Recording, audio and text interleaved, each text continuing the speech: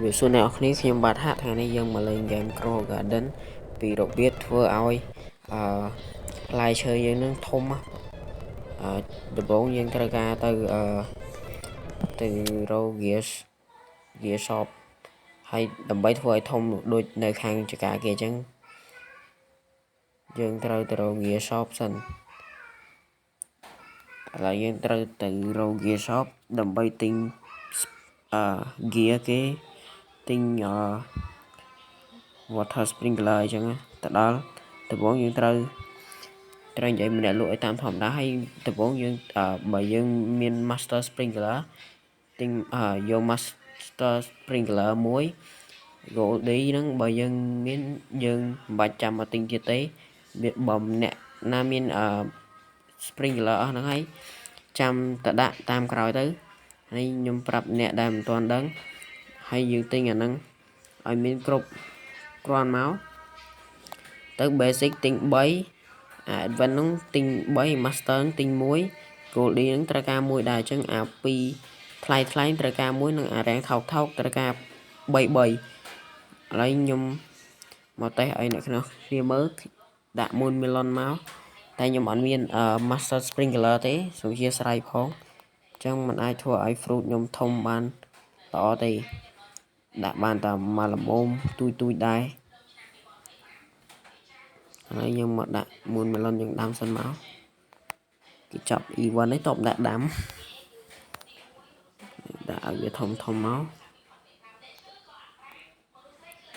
ចាំឲ្យវាធំតិចសិនបន្ទាប់ពីបានដាក់ដាំឲ្យធំហើយយើងចាប់ដាំយក sprinkler យើងមានយកមកដាក់មកមើលបងយក Goldie នឹងដាក់1ហើយនឹង basic ដាក់basic sprinkler 3ហើយនឹងadvance ស្អីមិនដឹងទេអាហ្នឹងចេះអានទេដាក់3ដែរតែខ្ញុំអត់មាន master sprinkler ទេអធិស្ឋានផងព្រោះ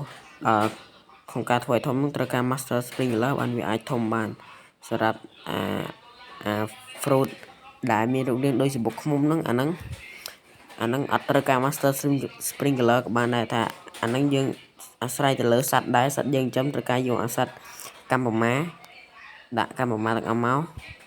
យើងមានកម្ពមាតិចតួចដែរតែ level ទូចដែរ